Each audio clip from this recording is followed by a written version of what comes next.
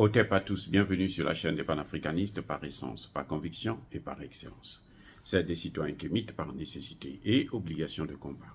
Nous sommes une chaîne qui n'est guidée que par nos ancêtres et rien que par des ancêtres qui appartiennent à l'égrégore du monde noir. Par conséquent, nous ne croyons en aucun Dieu venu de l'étranger. Toutefois, cette vidéo n'est aucunement destinée à inciter à la haine ou à la violence, car nous menons un combat qui est d'abord et avant tout spirituel, intellectuel et démocratique. Ensuite, il est politique, géopolitique et géostratégique. Contre l'impérialisme, le colonialisme, le néocolonialisme et l'endocolonat, qui sont tous qualifiés de crimes contre l'humanité. Nous menons ce combat sur la base du principe fondamental que nous avons hérité de nos ancêtres kémites, qui est celui de la Mahat, c'est-à-dire solidarité, vérité et justice. Vous êtes donc en droit de connaître la vérité et nous avons l'obligation de vous dire la vérité, rien que la vérité, afin que justice soit rendue au continent africain. Et ça, c'est notre modeste contribution dans cette noble lutte en faveur de la souveraineté, la dignité, la solidarité et l'unité africaine. C'est exactement ça que nous appelons le panafricanisme. Bien-aimés frères et sœurs, le journal Le Monde est désormais suspendu au Burkina Faso depuis le 2 décembre 2023. Le journal Le Monde a suivi, si vous voulez, la même ligne éditoriale basée sur le mensonge et la manipulation, comme RFI, France 24, qui avait déjà été suspendu au Burkina Faso à cause du traitement de l'information au niveau du Burkina Faso. Ils connaissent la vérité, mais ils osent quand même mentir. C'est ça qui est terrible. Ils connaissent la vérité, mais ils osent mentir. Ce sont des grossiers menteurs. Vraiment des grossiers menteurs. Des grossiers manipulateurs. Parce qu'ils savent aussi que la jeunesse africaine aujourd'hui est informée. Et nous leur donnons l'information, la vraie information, et en temps réel. Donc ce n'est plus un secret pour qui que ce soit. Vous voyez, le journal Le Monde s'est illustré dans la crise, l'attaque de Djibo. Le journal Le Monde a grossièrement menti. Parce que le journal Le Monde veut manipuler non seulement les Burkinabés, mais aussi la communauté internationale. Ce sont eux qui avancent les fausses informations et après, ils viennent se lever pour dire « nous, on est là pour la protection des droits de l'homme, le droit de la presse ». Alors qu'on sait très bien ce que eux, ils font du droit de la presse.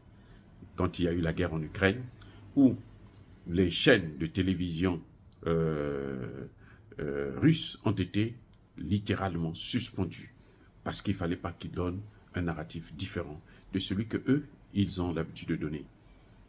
Et malheureusement, ils veulent venir aussi chez nous en Afrique pour nous donner des ordres, pour nous imposer comment nous devrons nous comporter, comment nous devrons gérer nos problèmes. Et ça, c'est fini.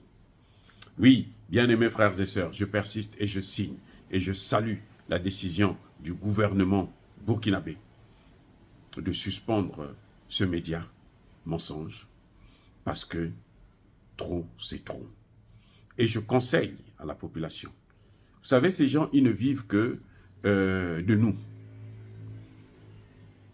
RFI, France 24, Le Monde et autres, ils ne sont pas vraiment suivis par les Français eux-mêmes. Le Monde, peut-être, le journal, oui. Mais RFI, France 24, ils ne sont pas suivis par les Français.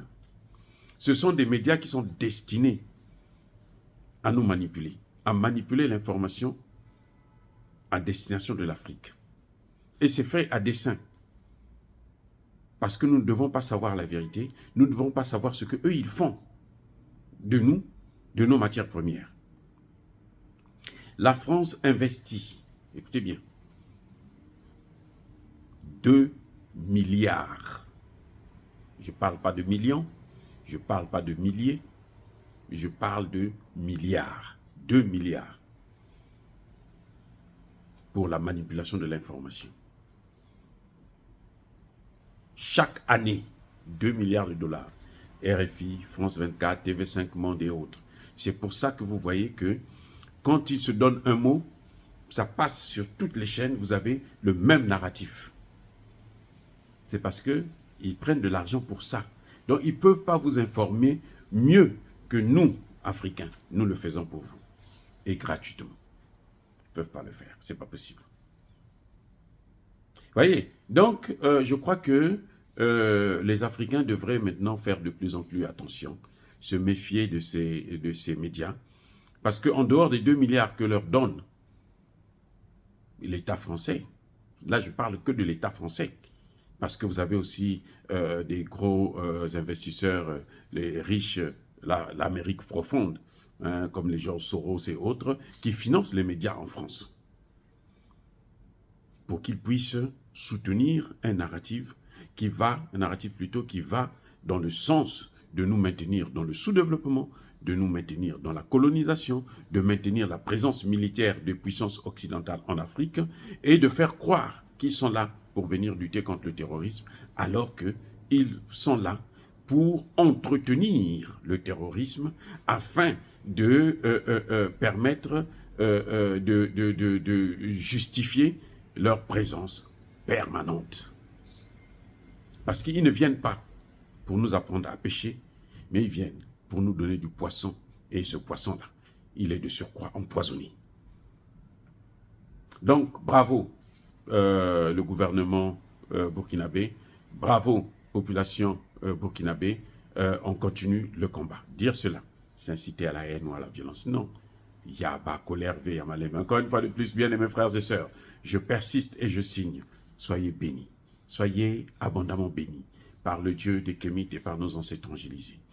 Mais que tous ceux qui persécutent le continent africain le pillent et le déstabilisent, qu'ils soient noirs, blancs, chinois, arabes, indiens, juifs ou qui qu'ils soient punis, maudits, foudroyés, neutralisés, écrasés, effacés par ce Dieu des Kémites et par nos ancêtres angélisés. Vive l'Afrique éternelle, j'ai dit et j'assume.